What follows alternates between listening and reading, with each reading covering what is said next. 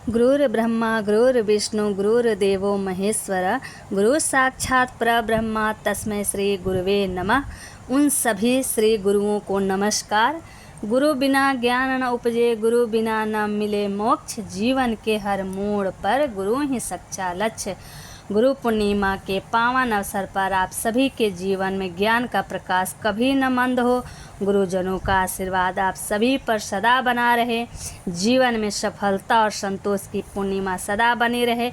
आप सभी को गुरु पूर्णिमा की हार्दिक शुभकामनाएं। दोस्तों, गुरु पूर्णिमा कब है यह जानने के लिए मेरे पूरे वीडियो में आप बने रहें। गुरु पूर्णिमा को आषाढ़ पूर्णिमा के नाम से भी जाना जाता है।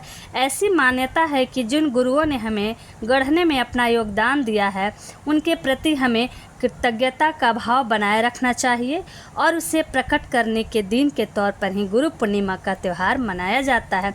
वैसे तो हमें प्रत्येक दिन ही अपने गुरुजनों का सम्मान करना चाहिए और उनकी आज्ञा का पालन करना चाहिए, लेकिन गुरु पूर्णिमा के दिन किए गए सम्मान, स्नान, दान और उपवास आदि के कार्य बहुत ही शुभ फलदायी माने गए हैं।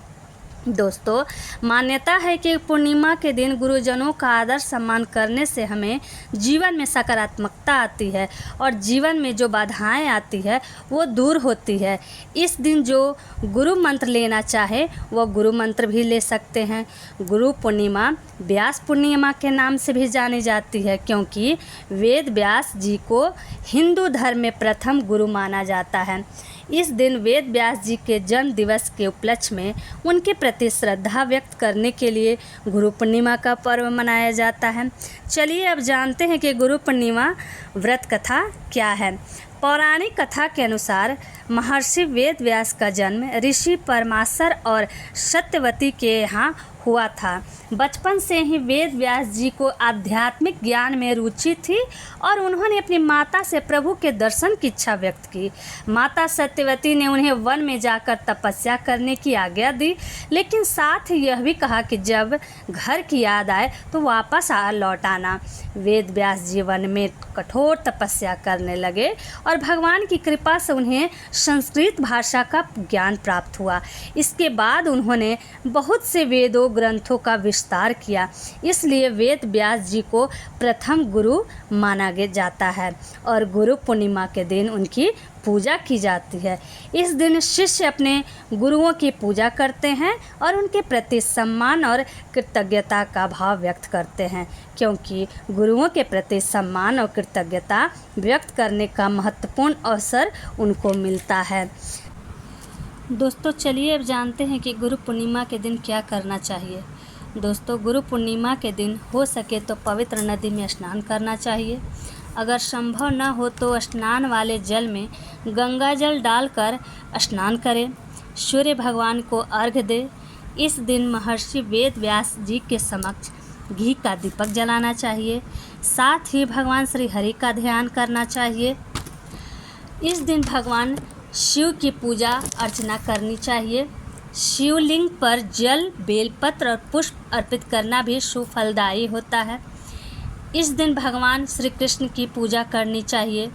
दोस्तों, इस दिन भगवत गीता का पाठ करना चाहिए। इस दिन सत्यनारायण भगवान की पूजा करवानी चाहिए। इस दिन माँ सरस्वती का ध्यान भी कर सकते हैं। इस दिन गायत्री मंत्र का जाप करने से और गायत्री माता की पूजा करना भी शुभ फलदायी माना जाता है। इस दिन ब्राह्मणों को दान दक्षिणा दे सकते हैं। ज़रूरतमंद लोगों को ज़रूरत की सामान दान कर सकते हैं। दोस्तों, चलिए जानते हैं साल 2025 में गुरु पूर्णिमा शुभ मुहूर्त क्या है। आषाढ़ शुक्ल पक्ष पूर्णिमा तिथि 10 जुलाई रात्रि 1:37 पर लग रही है और पूर्णिमा तिथि समाप्त 11 जुलाई रात्रि 2:06 पर हो रही है। तो मेरे प्यारे दोस्तों, इस गुरु पूर्णिमा पर गुरु श्रेष्ठ को नम आँखों से प्रणाम करें। उनकी शिक्षा से अपने जीवन को नया रूप दें एवं अपने लक्ष्य को प्राप्त करें।